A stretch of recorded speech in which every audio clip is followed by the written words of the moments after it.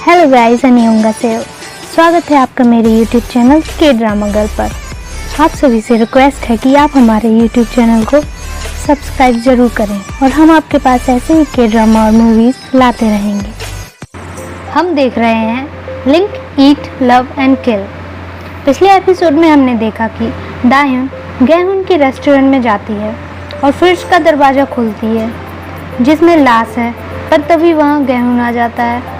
और इस एपिसोड की शुरुआत में दिखाया जाता है कि गैहुन अपने बचपन के बारे में बता रहा है कि उसे बहुत सारे लेटर मिले थे, जिसमें से उसे सिर्फ 2 लेटर याद हैं। एक लेटर उसकी बहन का था और दूसरा किसी और का, जिसमें उस व्यक्ति ने अपना कन्फेशन लिखा था।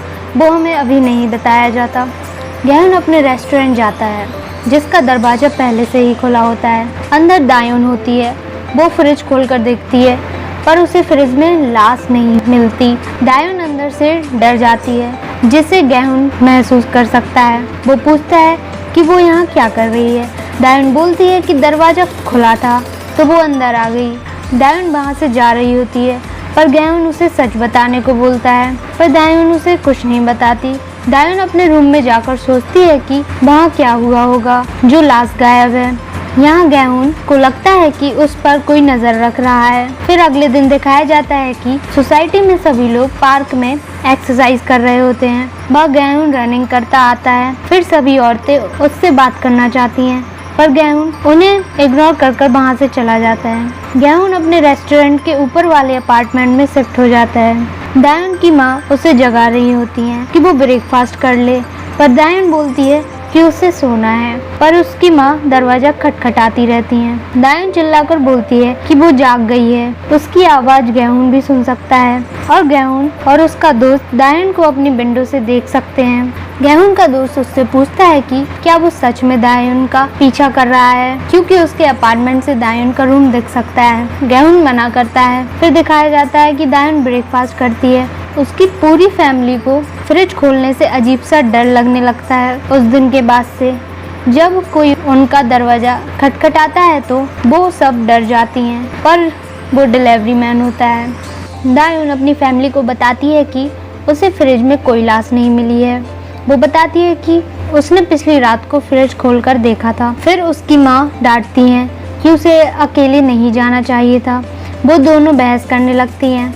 तभी नानी बोलती हैं कि वो बहस बंद करें और आगे क्या करना है उस बारे में सोचें। वो बोलती हैं कि शायद किसी ने उस लाश को वहाँ से हटाया होगा।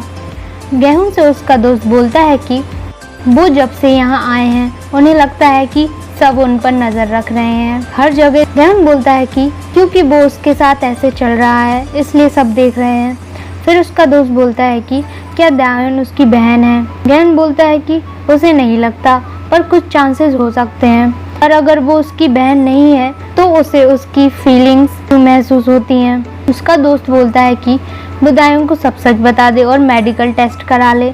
फिर वो बोलता है कि उसकी बहन कैसी थी। गैहुन बोलता है कि वो बचपन में एक दूसरे को अगली बोलते थे, पर सच में उसकी बहन सुंदर थी और स्मार्ट भी। वो बहुत हंसमुख थी, सबके साथ अच्छे से बात करती थी।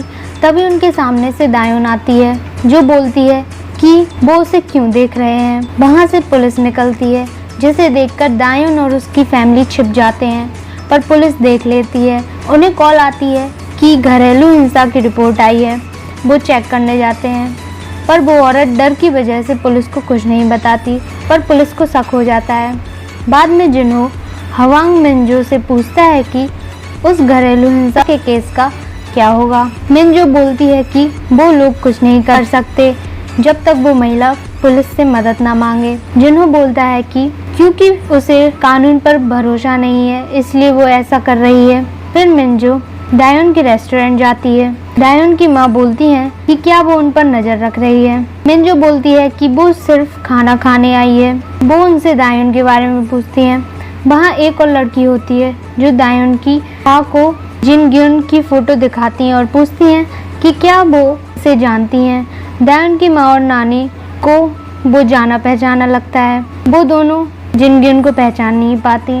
वो लड़की बताती है कि वो उसका भाई है। फिर वो लड़की बिल देती है और उनके खाने की बुराई करती है, बोलती है कि वो और अच्छा बनाए।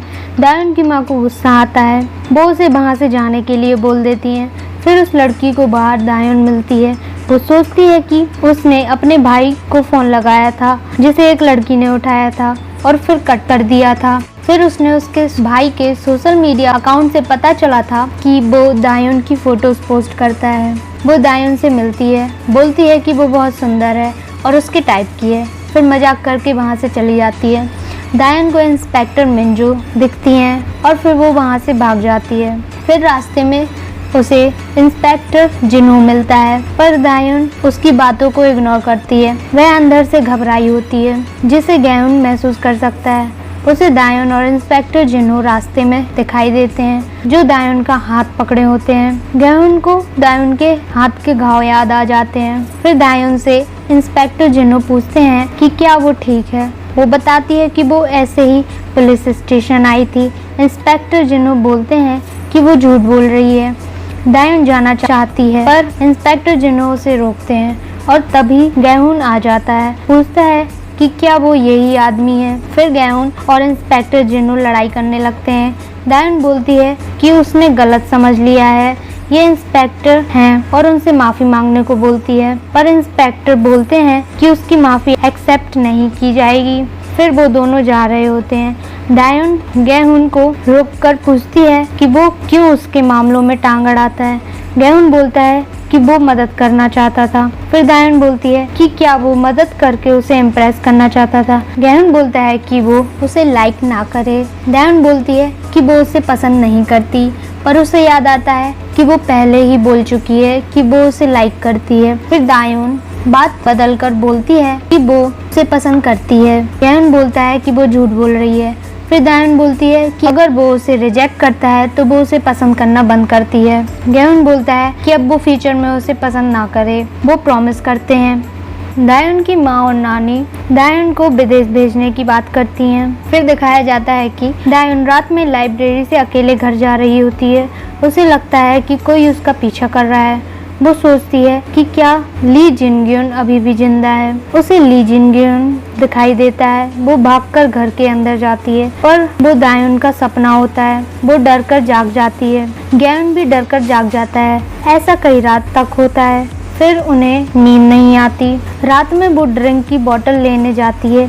गैहुन भी ड्रिंक लेने जाता है। गैहुन उसे कुछ साथ में खाने के लिए पूछता है। फिर वो उसके लिए खाना बनाता है। गैहुन बोलता है कि उसने खाना बनाया है, जिस वजह से वो उसे पसंद करना शुरू ना कर दे। दायन मना कर देती है। वो दोनों खाना खाते हैं। दायन को खाना बहुत पसंद आता है। फिर वो दोनों रोज ड्रिंक और मिलकर खाना खाना शुरू कर देते हैं। ऐसे ही उनकी दोस्ती बढ़ जाती है। जब भी दायन को नींद नहीं आती, वो दोनों मिलकर ड्रिंक करते हैं और खाना खाते हैं। दायन पूछती है कि वो उसके लिए कुकिंग क्यों करता है। गैहुन बोलता है कि वो अपने नए मेन्यू को टेस्ट कर रहा है और किसी दूसरे की वजह से वो सो नहीं पाता। वो उसकी मदद कर रहा है। दायन इस बात को समझ नहीं पाती। गैहुन सोचता है कि उसकी बहन ने लेटर में लिखा था कि वो उसके लिए रामेयन बनाए और वो बना नहीं पाया। वो दायन को बोलता है कि वो उस इंसान के लिए नहीं बना पाया, पर दायन के लिए बनाना चाहता है। फिर दिखाया जाता है कि पुलिस ऑफिसर साथ में खाना खा रहे होते हैं। तभी जिन्हो मिनजो के मुंह से खाना हटाकर खुद खा लेता है, जिसे सभी पुलिस ऑफिसर देख लेते हैं। वो बोलते हैं कि क्या वो डेट कर रहे हैं, पर जिन्हो मना करता है। वो बोलता है कि वो उसकी एक्स गर्लफ्रेंड है। फिर मिनजो बात बदलकर बोलती है कि उन्हें जो लाश मिली थी वो मर्डर था। फिर इंस्पेक्टर बोलते हैं कि उन्हें उस आदमी की इन्वेस्टिगेशन करनी चाहिए थी। वो बताते हैं कि बहुत पहले एक बच्चा गायब हो गया था, जिसकी बॉडी भी नहीं मिली थी। वो मर्डर था। वो बताते हैं कि उन्हें एक आदमी पर शक था, पर उनके पास सबूत नहीं थे, जिस वजह से वो आदमी बच गया था और वो आदमी अभी भी वहीं सबके बीच रहता है। गैहुन को उसका दोस्त बताता है कि दायन छाता लेकर जाना भूल गई है और बारिश शुरू हो गई है। गैहुन बचपन के बारे में सोचने लगता है, जब उसकी बहन छाता लेकर जाना भूल जाती है और वो उसके लिए छाता लेकर जाता है। वो याद करता है कि उसकी बहन ने लेटर में लिखा था कि वो उसके लिए छाता लेकर आए। फिर दिखाते हैं कि दायन बारिश में जा रही होती है, पर गैहुन छाता लेकर आ जाता है। गैहुन उसे घर छोड़ता है। फिर एक बच्ची को देखकर उसे उसकी बहन याद आ जाती है। वो उस दूसरे लेटर के बारे में सोचता है जिसमें एक लड़का लिखता है कि जिस दिन गेहूं की बहन गायब हुई थी उस दिन उसने उसके पापा के कपड़ों पर खून देखा था। फिर पुलिस उसके पापा जो उसकी बहन के पियानो टीचर थे उसे अरेस्ट कर लेते हैं।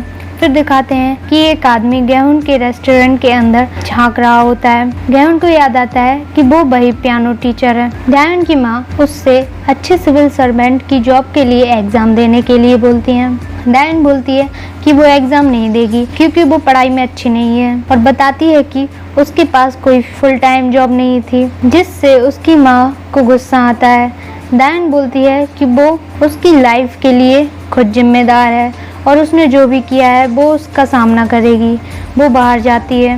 वहाँ गेहूं खड़ा होता है। वो उससे बोलता है कि क्या वो कुछ खाना चाहती है। डायन बोलती है कि उसे कैसे पता चल जाता है जब भी वो सैड होती है। फिर डायन गेहूं के से पार्ट टाइम जॉब मांगती है। यहाँ दिखाया जाता है कि गेहूं का दोस्त हॉस्पिटल में है। वो उन दोनों के बाल ले जाकर जेनेटिक टेस्ट कराता है। डायन गेहूं के रेस्टोरेंट जाती है। वहाँ पहले से ही ली जिन गेहूं की बहन होती है। वो भी वहाँ जॉब के लिए आई होती है। डायन की माँ गुस्सा कर रही होती है कि वो दूसरे रेस्टोरेंट में काम कैसे कर सकती है जो उनके रेस्टोरेंट के सामने है। फिर उसकी नानी उसका मूड ठीक करने के लिए उसे डांस क्लास लेकर जाती है। वहाँ जो महिला डांस सिखा रही होती है वो उनसे बोलती है कि क्या वो उसके लिए किसी को मार सकती हैं। वो बताती हैं कि उसने उन्हें बॉडी फ्रिज में छुपाते हुए देख लिया था। डायन की माँ और दादी दोनों डर जाती हैं। फिर दिखाया जाता है कि डायन गेहूं के साथ डिनर कर रही होती है। वो फ्रिज को देखती है। गेहूं उसे देखता है कि वो फ्रिज देख रही है। फिर गेहूं सोचता है कि